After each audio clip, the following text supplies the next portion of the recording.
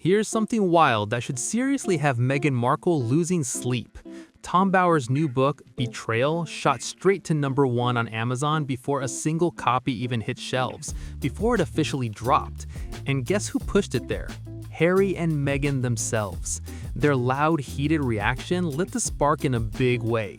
They came out swinging, calling Bower a conspiracy theorist and a nut job, acting like he wasn't worth anyone's time. But that move backfired fast. All that noise sent hundreds of thousands of curious people rushing to Amazon to pre-order the book. In trying to shut him down, they basically handed him a bestseller on a silver platter. That's not just irony, it's a pattern that's been playing out again and again with them over the past 5 years. Stick with me because this gets deeper. We're breaking down everything. The empire that didn't hold up, the jam situation people keep questioning, the Netflix deal drama, walking away from it all, and the pressure building inside the marriage. We're also getting into what William really thinks, what Charles is dealing with behind the scenes, the warnings from the establishment before the wedding, and some serious claims spreading online that need to be handled carefully and fairly. This whole situation, it's messy, and it's impossible to ignore. Very aggressive PR for the Sussexes got way beyond herself because she really doesn't understand the British royal family or Britain, but understands how to project her client. Let's start with Tom Bower himself, because knowing who he is makes it crystal clear why the Sussex camp is so uneasy around him. This isn't some random blogger or a YouTuber tossing out theories for clicks. Tom Bower is a heavyweight in Britain, an investigative biographer known for digging deep and putting out hard-hitting, carefully researched books. He's written about major names like Tony Blair, King Charles, Robert Maxwell, and Richard Branson. And here's the key detail. None of them were happy with what he uncovered, but his work held up every single time. His earlier book on the Sussex story, Revenge, already made serious waves and became a bestseller. Now, Betrayal steps in with fresh material that even longtime readers didn't see coming. When the Sussex communications team brushed him off as a conspiracy theorist, it didn't land the way they expected, not even close. Bower's reaction was calm and honestly a bit amused, because that criticism pushed his book straight to #1. He even pointed it out himself. They judged the work without reading a single page. And here's where it really flips. The idea that only controlled, approved narratives should exist around them, that approach just crashed hard this time. Instead of shutting the story down, it amplified it, and now more people are paying attention than ever. Now let's get into what Betrayal actually claims, and this is where things start to look messy. First up, the jam situation. You probably remember the whole As Ever launch. Artisan strawberry preserves, flour sprinkles, Napa Valley rosé, all wrapped in that soft, picture-perfect image. And then it's just been chaos with trademarking issues, stock issues. Turns out that factories are producing it and Meghan's just white labeling everything, which means that they're sold by the same products are sold for other companies just under different labels, and Meghan's markup is 3 times more than everybody else's. Meghan in a garden, picking fresh strawberries, standing by the stove making jam while little Lilibet watches. Calm, wholesome, almost like a lifestyle ad brought to life. But here's where it takes a sharp turn. According to Bower's team, that image doesn't match reality. The jam wasn't made in some quiet home kitchen. It was reportedly produced in Ohio and bottled in Illinois. Even the jar suppliers confirmed they only shipped small quantities to the bottling facility. That cozy garden setup, the kitchen scenes, the whole homemade feel, it's being described as carefully staged rather than authentic. And this connects to a bigger issue Bower points out. The only reason people would buy products like Meghan's jam, sprinkles, or rosé is if there's real trust and connection with her as a public figure. But his argument is that that kind of loyalty can't grow from something that feels overly managed or performative. If the image doesn't feel real, the brand struggles to stick. Then there's Netflix, and this part hits just as hard. The deal was rumored to be worth around $100 million, with huge expectations on both sides. But the content didn't land the way people thought it would, and it didn't create that major cultural moment.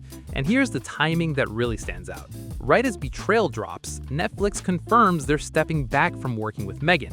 I mean, where is it? I mean, blink twice if you need help. We don't know where American Riviera Orchard is. We're getting a glimpse of where it's going. Where is the Limonada podcast that she announced in February? You know, you look at Arch decrease in donations by $11 million. They lost their $20 million Spotify deal. Rumors that Netflix won't renew their contract.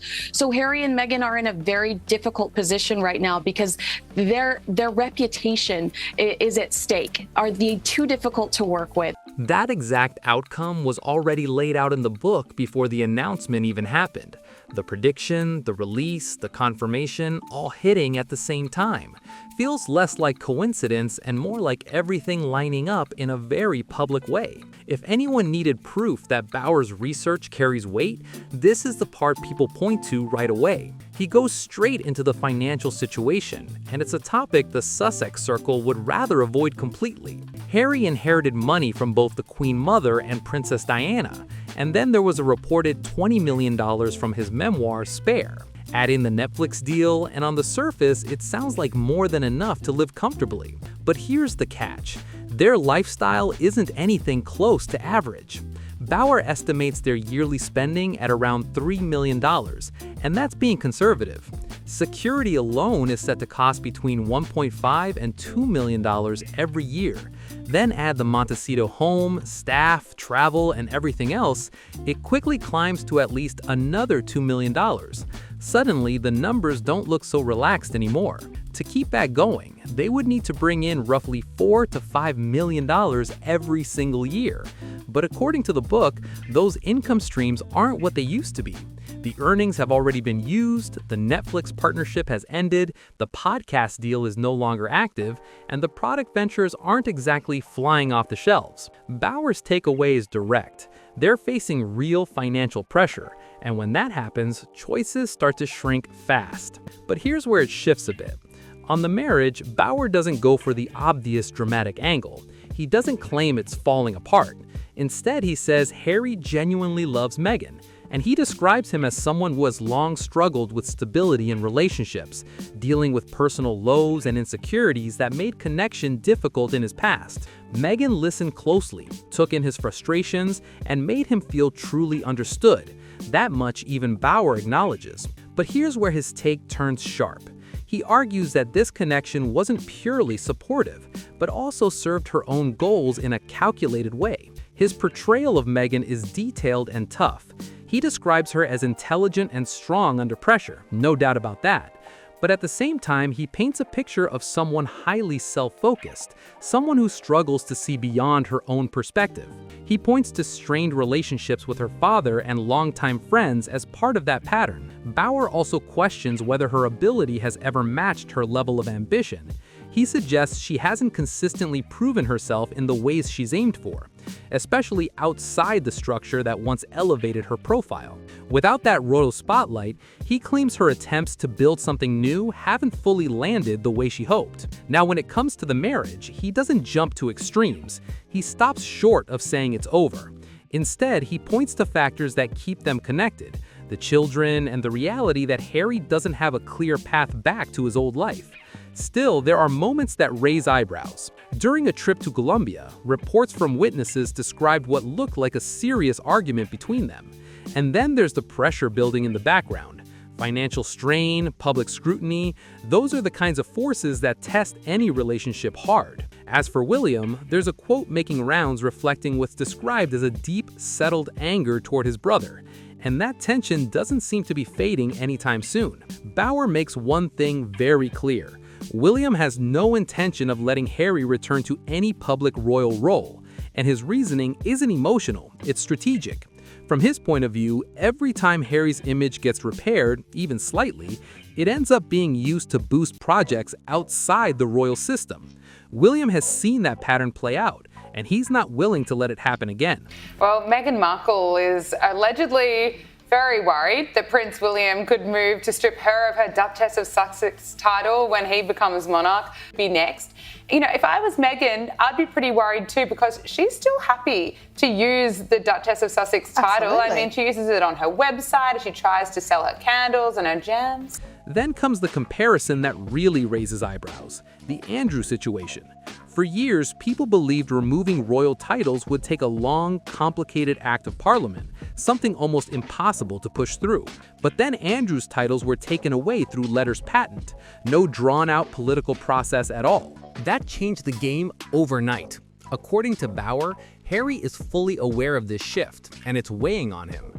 There's concern that when William eventually becomes king, similar decisions could be made about his status and possibly even affect his children. The idea of a separate royal-style operation running out of California, that's something William is said to firmly reject. And what Harry fears is that once Charles passes on, he won't be let into Britain at all. And that is a major problem for him. And then there's Charles, caught right in the middle of all this tension, a father dealing with illness, distance from his son, and the weight of the past. Bauer describes him as torn, wanting to fix things, but unable to find a path that works. He cares about Harry, but there's hesitation when it comes to Meghan and pressure from William, who isn't backing down at all. Queen Camilla's reported view adds another layer. In Betrayal, her perspective is described as sharp and final, having watched Harry change from a widely liked young prince into someone far more complicated, with relationships now strained across the board, into what she reportedly called a grievance machine. And that phrase alone hits hard. The conclusion tied to it is even more explosive, with claims that Meghan had a powerful level of influence over Harry's mindset. What Bauer does differently is focus on patterns, not just isolated moments. He lines up relationships from Meghan's past and presents them in a way meant to show a consistent cycle. Take Trevor Engelson, her first husband, a Hollywood producer who supported her early career. When her role on Suits took off, reportedly earning around $50,000 per episode, the relationship ended, and the rings were said to have been sent back by mail. That detail alone gets people talking. Then there's her father, Thomas Markle Sr.